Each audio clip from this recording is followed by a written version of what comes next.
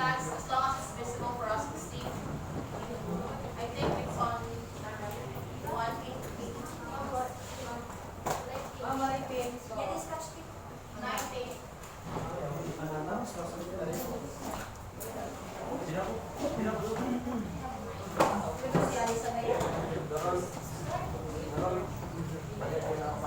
Okay, again, everyone, please settle down now since we're going to start. Okay.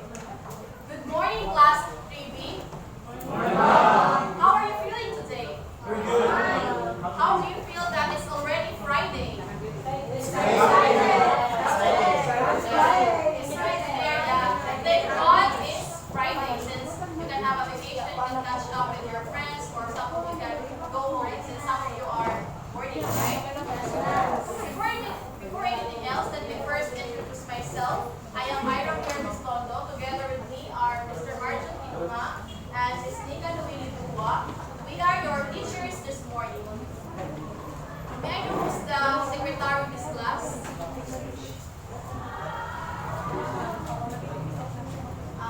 May I know who's the absent today?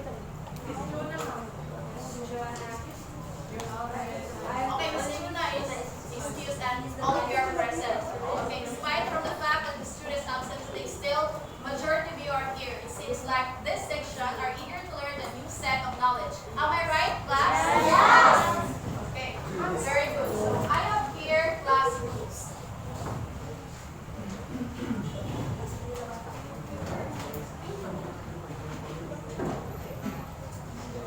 Everyone, please read. Listen attentively. Raise your hand before speaking. Enjoy learning. So it's very obvious that it is self-explanatory, right? Of course, if someone is talking, especially your teacher, if it's still discussing, you need to listen attentively, especially in giving directions. And you need to raise your hand before speaking. In short, do not answer in chorus. If you want to be recognized, please just raise your right hand, and if you have something really important to say. Lastly, of course, enjoy learning. In all aspects, we need to enjoy what we're doing for us to refrain from quitting and feeling losing passionate about it. Am I clear, class? Yes. Are you going to follow the class rules? Yes. Okay, very good, Team Bravo. Next, who can give me a recapitulation? What was your past discussion or your previous discussion? Any hand? Mr. Ares, what was the previous topic discussed? Down. Thank you, Mr. Ares. So, thank you for giving the recapitulation. And now, let's move on for another set of activity. It is called Pick and Answer Me. Again, self-explanatory. You're going to pick, and then what you're going to pick is you're going to answer. Okay. Next slide. Okay, this game is actually about Zone. It's an online game, educational game. You will be grouped in two groups, and this will be the group 1, and this will be the group 2. Each group will assign one secretary to list down all the members. Make sure the secretary will list down all the members since that will be also serve as your attendance. Okay. For the instruction,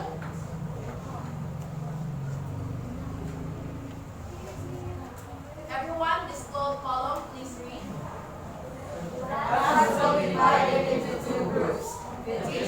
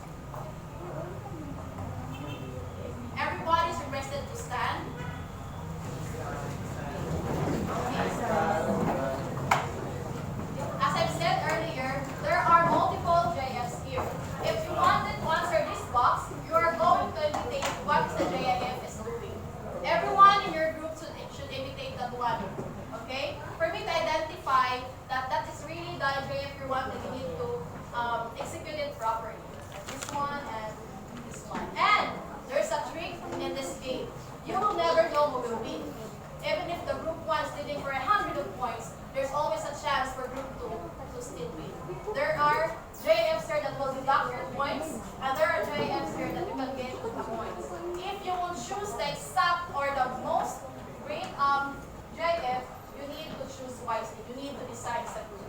That is included in 30 seconds. And if your group does not answer in within 30 seconds with all the preparation that you have, the other group will now answer and steal the points if they get the correct answer.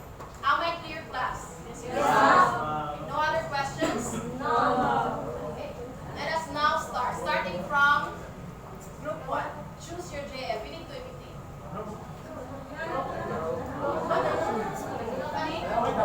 One.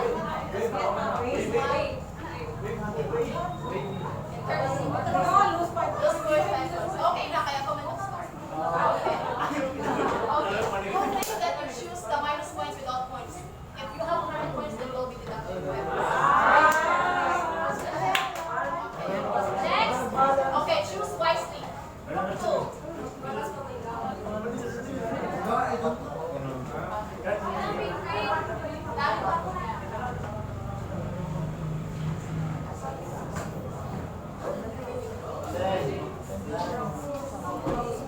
Okay, you need that. 1, 2, 3, go. Smooth. Reveal the answer. Very nice.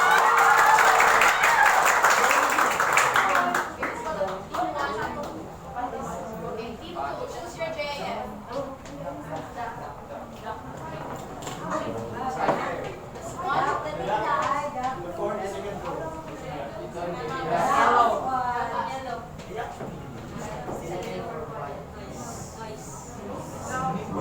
This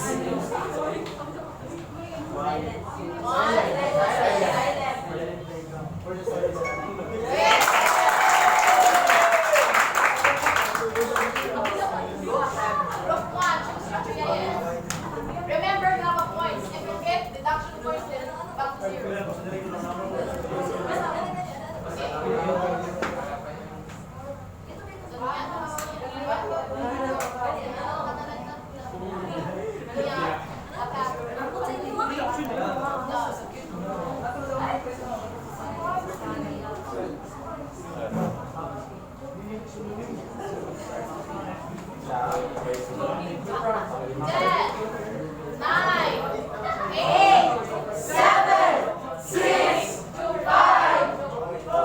Reveal the answer.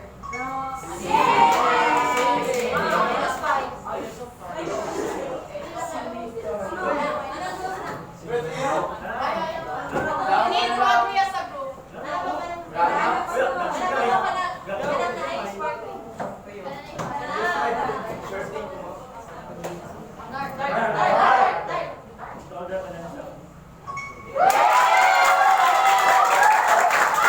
Okay, group 2 is leading for a 3 points.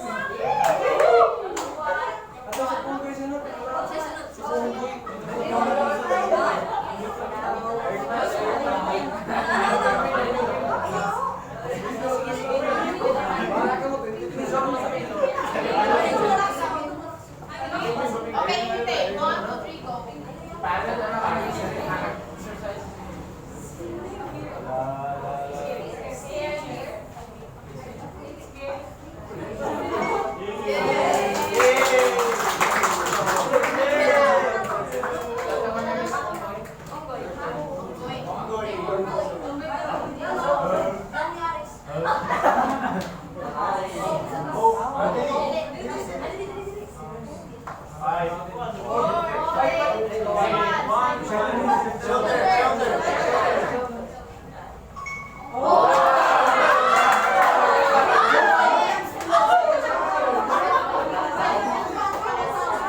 The best answer is O.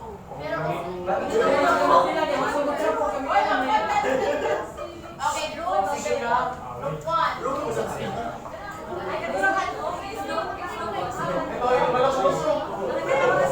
Okay, imitate.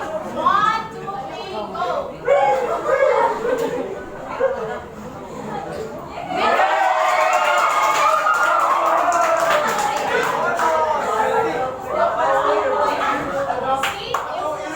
See, team now, take 1 is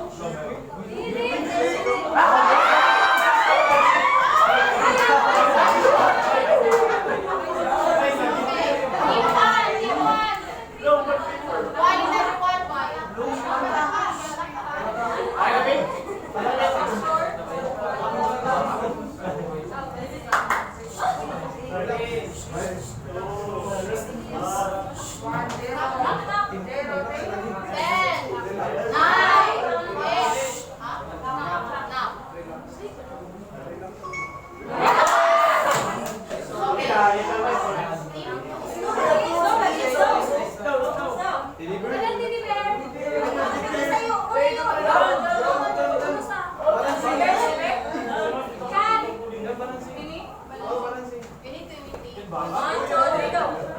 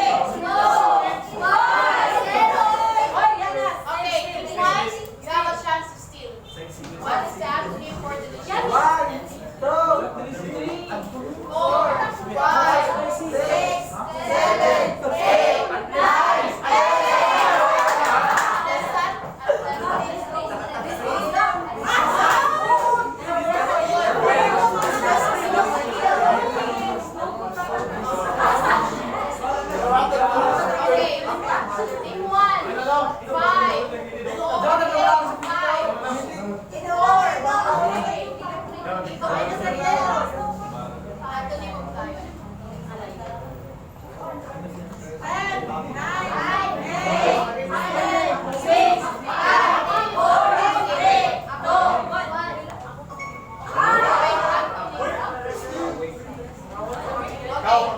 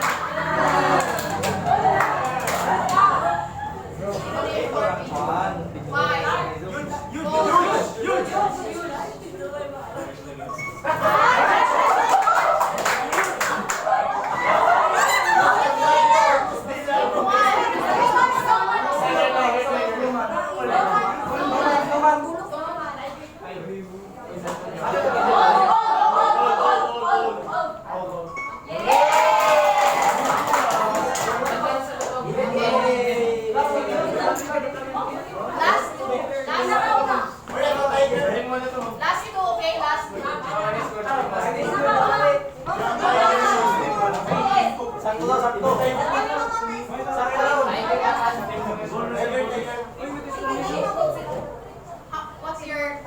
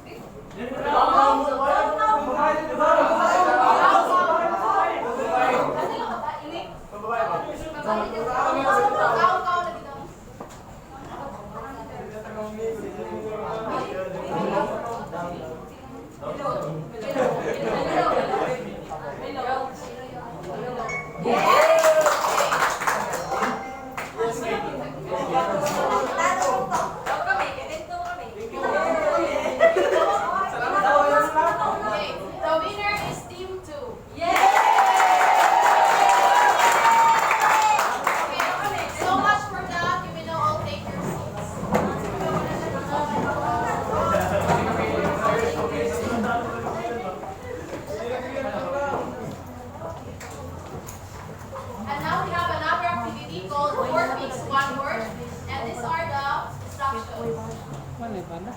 May The bala students dito. will group themselves into 5 groups according to their name tags. Every group must have a secretary to write down the members and choose 2 members to face and present their work in front. The teacher will ask every group what color envelope they prefer. Inside the envelope is the printed 4-piece 1 word, which has 4 pictures and a jumbled letters at the bottom.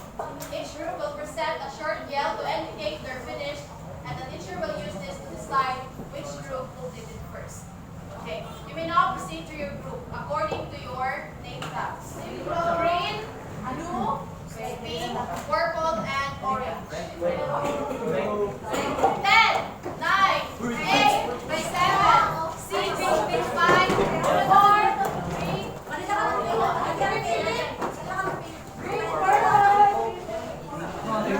Purple.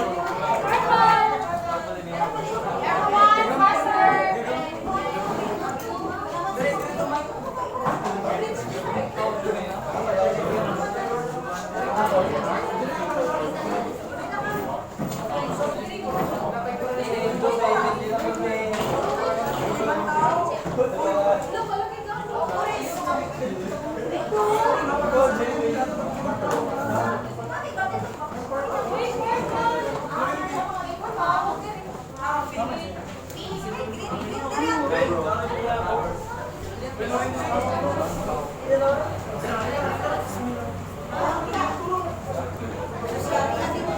You need to write your answer.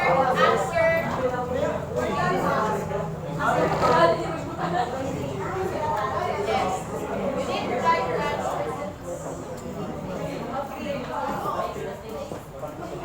The first group, you need to present a yell. The first group was finished. 5, 6.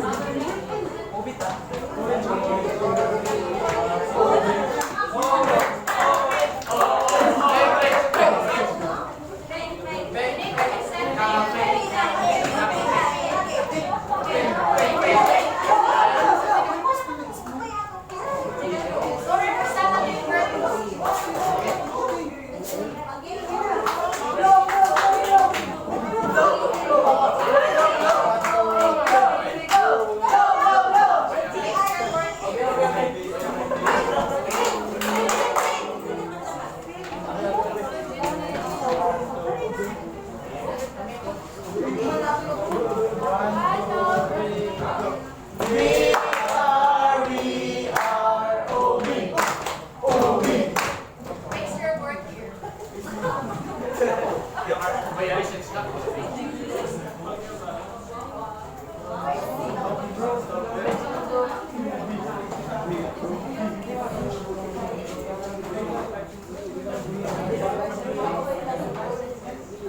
The first group to finish is the orange team. Now present your outfit. Oh, representative. So as you can see in the picture that the hand put his hand in near his ear, so that's mean he hears something. So that's not Give this clap for orange team. Second group is pink. Yes, ma'am. So as we can see at the 4 pictures, they put or they taste. They put the food on their mouth to taste the food. Yes, that is we come up from the we conclude our answer is taste. Although it yes. Everyone clap. Now the blue team.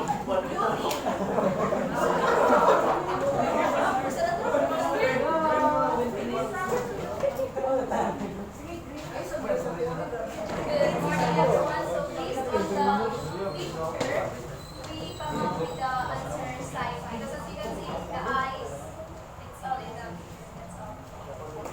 One. Then the blue. So, good morning. So our answer is that's the representative. And the last group, the purple. The picture of the nose itself will testify that it is a sense of smell, so therefore we answer smell. Thank you, class. How do you find the activity? Fun. It's interesting. Okay. What did you notice with the words that you formed through the pictures? The five senses. What? Okay. They said that hear, taste, touch, sight, and smell. Okay, very good. What do you think is our lesson for today? Any idea? Stand up. Miss Aris. I think our lesson for today is about the five senses of Five senses. Later on, you will really discover what is our topic this morning. And next, we have Ms. Nika Nuili Dua for the discussion proper. Good morning once again. Good morning, ma'am. Before we proceed to the lesson proper, I want everyone to read the lesson objectives. And At the, 1, 2, 3, go. at the end of the lesson, the students are expected to define what is sensory imagery, use sensory imagery in crafting alliteralities, appreciate the importance of sensory imagery in stories, and avoiding literature the students will read and encounter. Okay, these are the set of objectives that you guys are expected to learn at the end of the lesson. Next slide, please. This time we are going to read a poem by John Keats entitled To Otto. I will assign this group to read the first stanza, this for the second stanza, and all for the third stanza. It has 3 stanzas. Next slide, please. Everybody read. 1, 2, 3. Season of bliss and yellow fruitfulness, rose blossom fed of the maturing sun, inspiring within how to load and bless, with fruit the vines and round attached to its crown. To bring with apples the mass opportunities, and fill all fruit with brightness to more. To fill the world and flower rises to us, with the sweet kernel sets the falling more, and still more in the bitter flowers of the beast, until we think warm days will never cease, for summer has Okay, for second stanza, this group. Who have not seen the day of convenience before?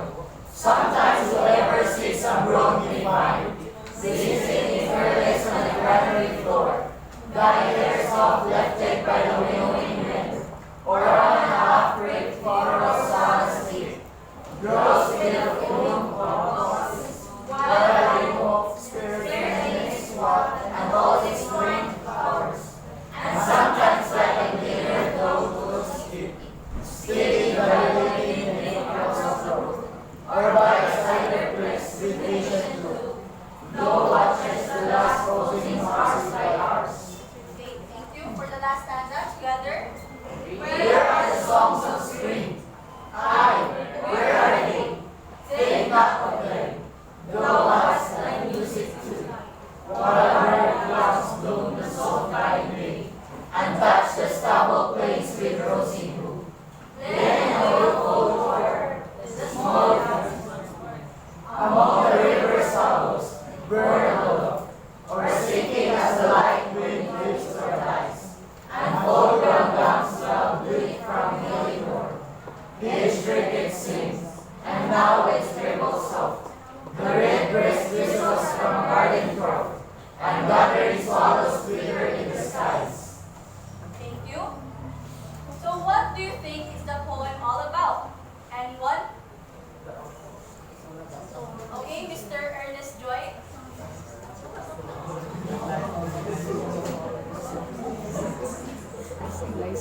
Laisik.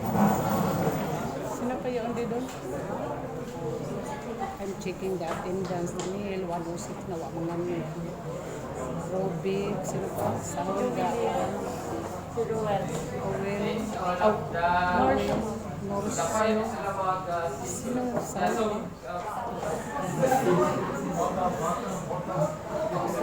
Okay, thank you. Asina. So how did you feel by reading the Asher. poem? Ang absinan ko. ano, nagpag-aarang.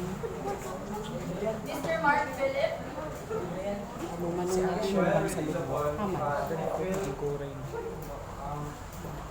I feel some sadness because I don't know what. Any other answers? Baka may iba pa kayo nararamdaman habang nagbabasa ng poem. From this group, Miss Eileen, can you share your thoughts?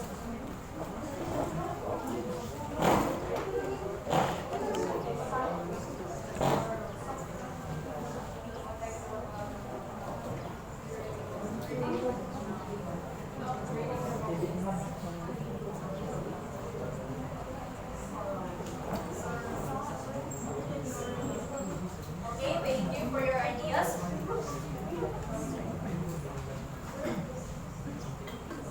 Now let us discuss about our main topic, sensory imagery. So sensory imagery is defined or also known as sensory details or sensory language is a literary technique that writers use to create vivid and sensory-rich descriptions in their writing. It involves appealing to the reader's five senses to help readers visualize, hear, feel, taste, and smell the experiences, scenes, or objects described in the text. Now, from the word itself, sensory, it talks about the senses, right? As what the activity previously, it involves the five senses, and it is a tactic or strategy used by literary writers, any writers, to somehow spice up their literary pieces and to make it creative and more unique or more engaging. Like this. We have here five primary types of sensory imagery. We have a visual imagery, auditory imagery, tactile imagery, gustatory imagery, and olfactory imagery. To discuss each type, first we have visual imagery. Everybody, please read. Visual imagery looks to the sense side. It helps readers create mental images of characters, settings, and objects in the story. Writers use visual imagery to paint pictures with words, making the narrative more vivid and descriptive. Okay, visual imagery. Of course, we have sense of sight. We have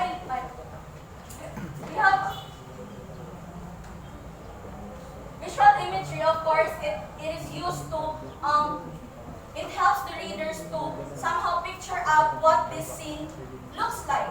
For example, glimmering, shiny, or any other descriptive words that will entice your visual imagination. Next slide, please. Extracted from the poem, we have here some lines. First is mists and mellow fruitfulness. Second, the bees. And the third is low watches the last oozings. Now the words are these words are descriptive, right? It describes the visual aspect of the season autumn. So the phrases highlighted contributes to the visual aspect of the poem. Next slide, please. We have auditory imagery. Auditory imagery engages the sense of hearing. It describes sounds, whether they are natural sounds, voices, or any other auditory elements. Authors use auditory imagery to evoke emotions and to set the mood. Of course, it uses the sense of hearing or the ears. But this do not literally mean that while reading you are going to hear sounds, right? So the content of those literary pieces will make you infer that, oh, this is what a bang of a gun sounds, right? Yes, ma'am. Next slide, please. So we have here an example from the poem. Full-grown lambs loud bleat, treble soft, and songs of spring. So in the full-grown lambs loud bleat, we can infer that the lambs are bleating loudly. They are crying loudly, and in the songs of spring, it is somehow a calm music, a calm environment or surrounding. Next slide, please. Third, we have tactile imagery. Everyone, please read this definition. Tactile imagery refers to the sense of touch.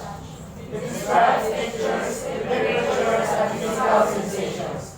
This type of imagery helps readers connect with the physical aspects of the story.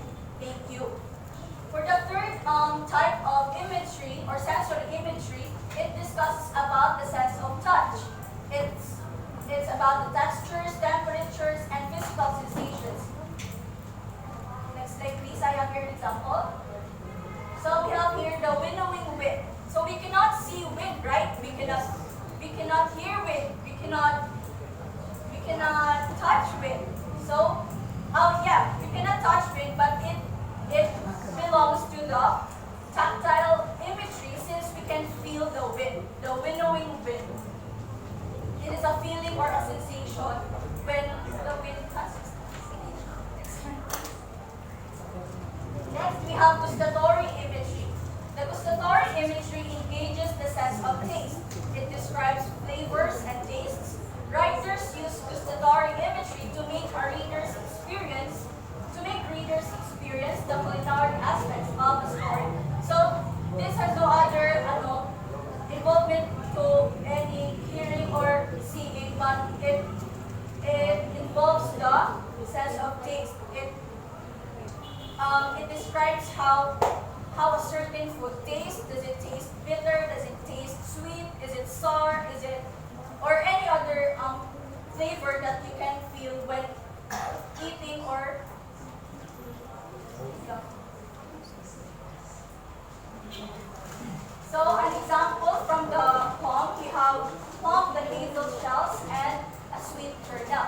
So a sweet kernel, it is a corn, right? And from the poem, the corn is being described as sweet, and therefore it is presenting a sense of taste for the gustatory image. Next slide, please. Lastly, we have the olfactory imagery. Everyone, please read. Olfactory imagery appeals to the sense of smell. It describes scents and odors. All the imagery is having aromatic elements from the land. Thank you. In olfactory imagery, this awakens the reader's sense of smell. When a scent of a flower is described, when an ocean, or any other like a food that is cooked, you can smell it, right? It makes you hungry. Then it's like from the poem we have a line that presents olfactory imagery. Everyone, please read the box line. Okay, so this line presents the smell of the ripe apples in an orchard. So to bend apples to moss cottage trees, it presents the aroma or the scent of those moss trees. Next slide, please. This time we have Mr. Marjon Tinoma to continue the discussion. Okay, good morning once again. Clap once if you can hear me. Am I okay? Can you hear me, class? Yes, sir. Can you hear me, class? Yes, sir. Okay, clap twice if you are ready. Are you ready? And yeah, let's go if you are excited to do more activities. Let's I can hear you, class. Let's go. Okay, so since we are done with our discussion, I have here a set of questions that I am going to ask you and you will be answering. Okay? Okay, so for the first question, I'd like this group to answer. Anyone can answer. Who can tell me again what is sensory imagery? Okay, anyone from this group? Okay, Claire? The sensory imagery is centralized in the descriptive language, which is convey the writers to engage the readers to the five senses. Okay, very good. Thank you, Miss Claire. Give Miss Claire a best luck.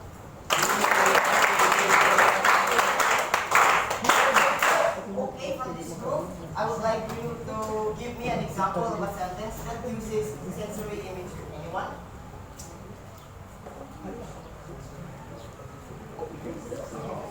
Okay, I'm going to call names. Okay, Miss Antis, Ariarte. Can you give me an example sentence that uses descriptive words or sensory images?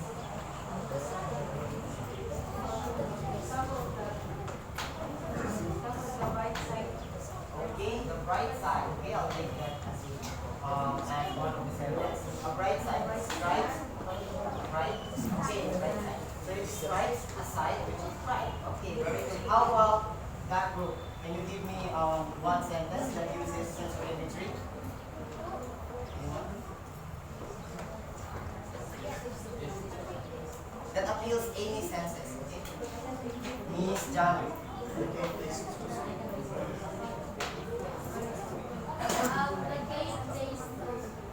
Okay, the game tastes so sweet. So sweet are the descriptive words, and it appeals in our sense of taste. Okay, excellent answers, everyone. Thank you. I see that you have a deeper sense or deeper grasp of our discussion for today, and that's why at this juncture we are going to have another activity. Okay, are you ready? Yes, sir. Are you ready? Yes, sir. Okay, are you excited? Yes, sir. Okay. So in this activity class, you are going to exhibit your knowledge on the previous topics while using sensory imagery through role play. Okay, for the instruction, can you read? In 2 groups, you have to think of a scene where the meaning of the sensory imagery and present it to a short role play. Use at least 2 sensory imagery. For example, describe a certain place through visual imagery. Feel in your emotions toward a certain place when images appeal to you. The smell of bleach, perfume, etc. Or what you have seen or heard from a scenario in your life. Okay, so I will group you into two. This will be group 1 and this will be group 2. So can you show the rubric in this case? Okay, so we have here the rubric. We are not going to read this one, but as you can see, we are going to rate you with your understanding of the topic, with your cooperation and presentation. So we have here some grades: exceptional for 10 points, admirable 7, acceptable 5, and 1 for attendance. Okay, so this one is group 1 again, and this will be group 2. Form a circle, everyone. 5, 4, 3,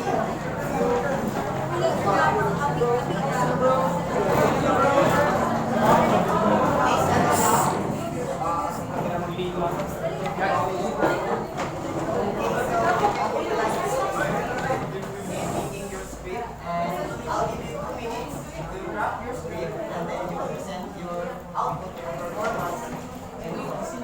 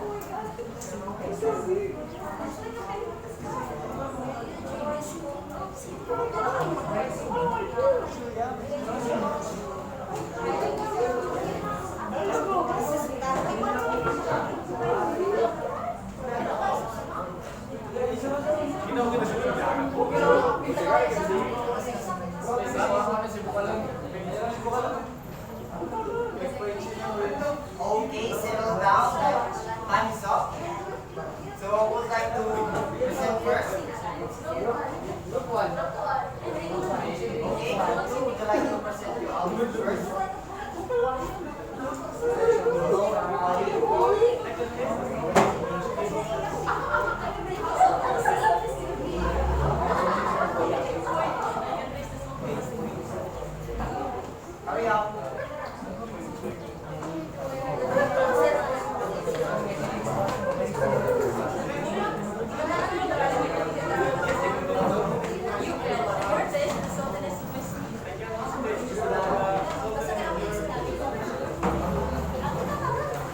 Wait,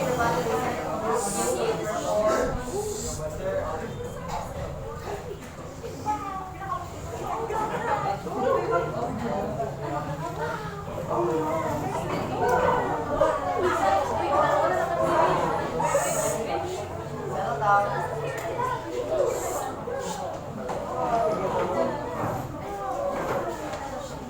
Okay, pay attention everyone. Who will perform the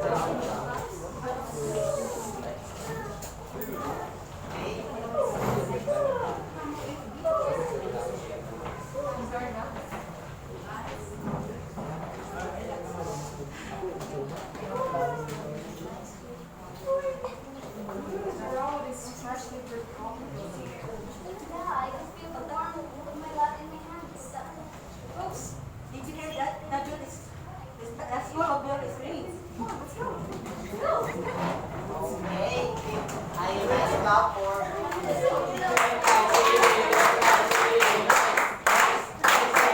Okay, an excellent performance. How about one?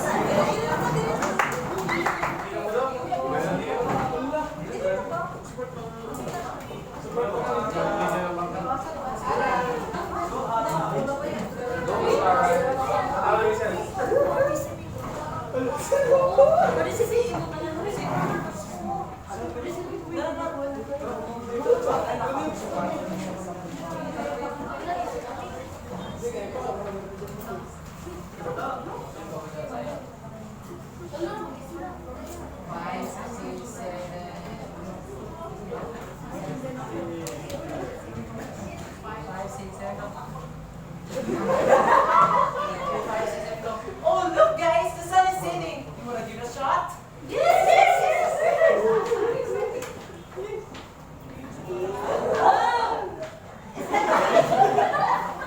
Wow! Oh my god!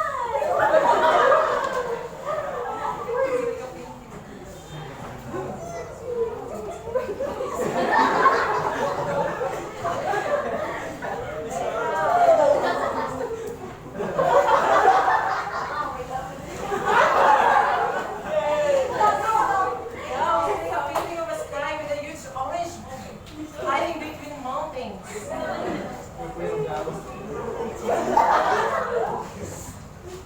You there, I can even test the saltiness of the salt.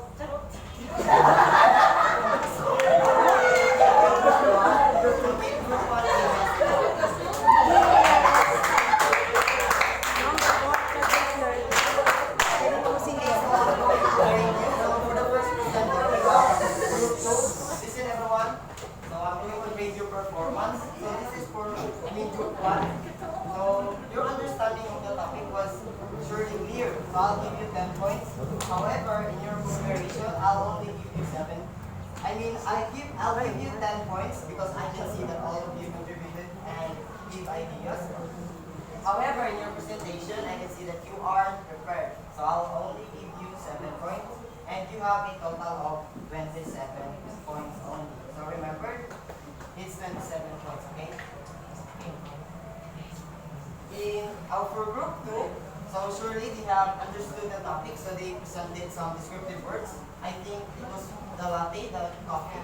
So I'll give you 10 points. And for cooperation, I can also see, I've seen that all of the members participated and in their presentation, so I think it's okay for you. It is just to give them 10 points because they presented their output. The winner is group 2.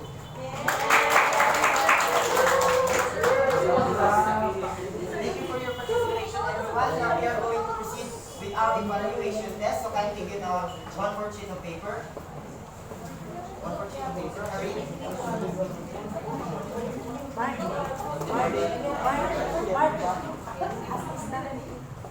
Okay, so I'm going to collect your paper later. So, okay,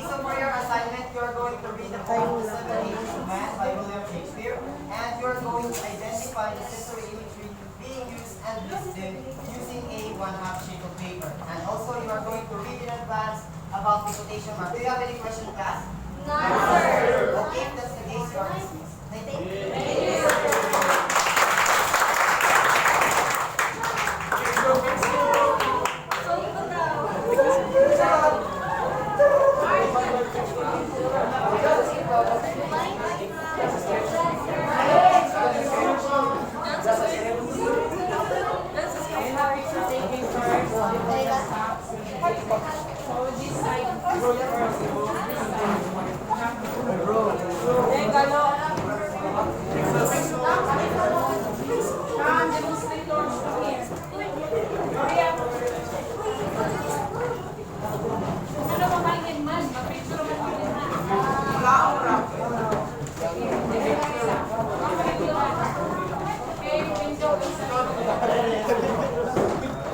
One, two, three, smile.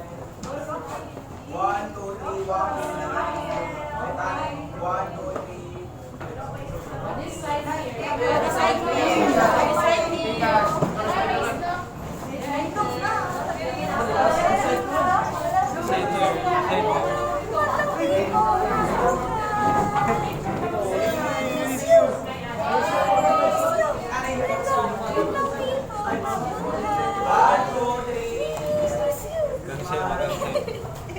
One, two, three.